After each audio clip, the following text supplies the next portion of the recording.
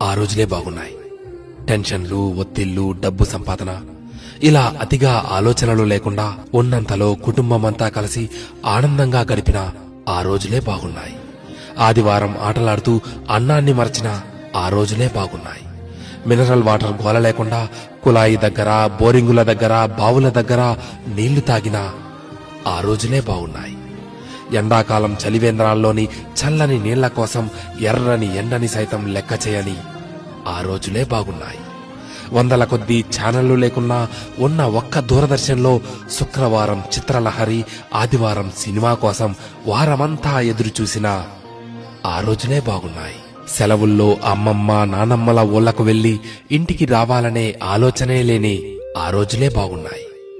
AC కార్లు లేకున్నా ఎర్ర బస్సుల్లో కిటికీ పక్క సీట్లో నుండి ప్రకృతిని ఆస్వాదించిన ఆ రోజులే బాగున్నాయి. మొబైల్ డేటా గురించి ఆలోచించకుండా బర్త్డే డేట్ గురించి మాత్రమే ఆలోచిస్తూ చాక్లెట్లు పంచిన ఆ రోజులే బాగున్నాయి. మటన్ బిర్యానీ, చికెన్ బిర్యానీ లేకున్నా ఎండాకాలం వచ్చిందంటే మామిడికాయ పచ్చడితో అందరం కలిసి కడుపు నిండా అన్నం తిన్న ఆ రోజులే బాగున్నాయి. ఇప్పుడు జేబు నిండా కార్డులున్నా, పర్సు నిండా డబ్బులున్నా అమ్మ కొట్టుకు పంపితే మిగిలిన చిల్లరను కాజేసిన ఆ రోజులే బాగున్నాయి.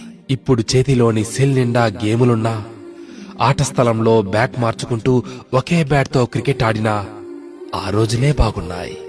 ఇప్పుడు బీరువా నిండా జీన్స్ ప్యాంట్స్, టీషర్ట్లు ఉన్నా 2-3 నిక్కర్లతో, కురచ షర్ట్లతో బడికి వెళ్లిన ఆ రోజులే బాగున్నాయి.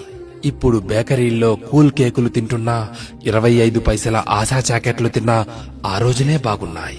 ఇప్పుడు రకరకాల ఐస్ క్రీంలు చల్లగా నోట్లో నానుతున్నా, నాన్నమ్మ, అమ్మమ్మల చీర కొంగు పైసలతో పొల్లైసు కొనుక్కు తిన్నా ఆ రోజులు ఎంతో బాగున్నాయి.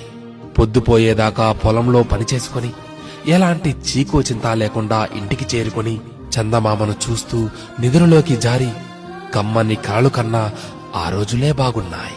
నిజమే, ఆ రోజులే బాగున్నాయి కదూ.